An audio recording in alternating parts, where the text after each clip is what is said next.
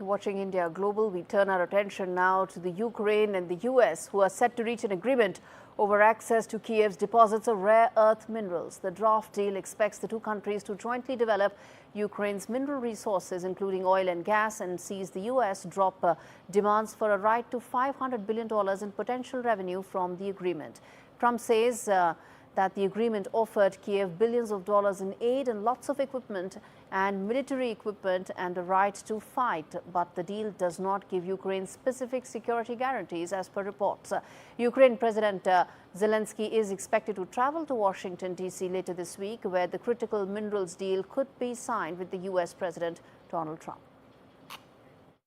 Is it true that President Zelensky is coming on Friday to meet with you, and is the mineral deal sorted out? Yeah, I hear that. I hear that he's coming on Friday. Certainly, it's okay with me if he'd like to, and he would like to sign it together with me, and I understand that's a big deal, very big deal.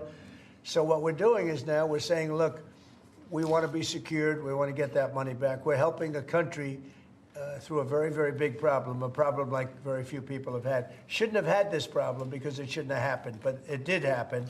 So we have to straighten it out. But the American taxpayer now is going to get their money back. According to reports, the final details of the minerals deal, including the amount of money that Ukraine will pay to the United States, are not yet known.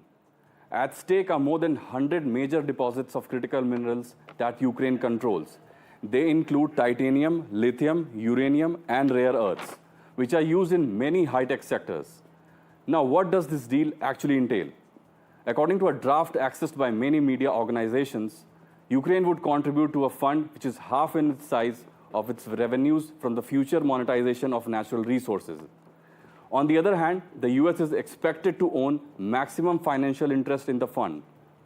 So what does Ukraine actually get from this?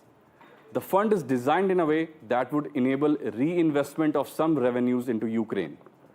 However, the agreement lacks American security guarantees for Ukraine, something Zelensky has been pushing for a while. Lastly, in a big relief for Zelensky, the draft does not include the demand that Ukraine contribute $500 billion to a fund owned by the US. Reports suggest that both the US and Ukraine seem to agree to the deal. More details will emerge when Zelensky meets Trump later this week.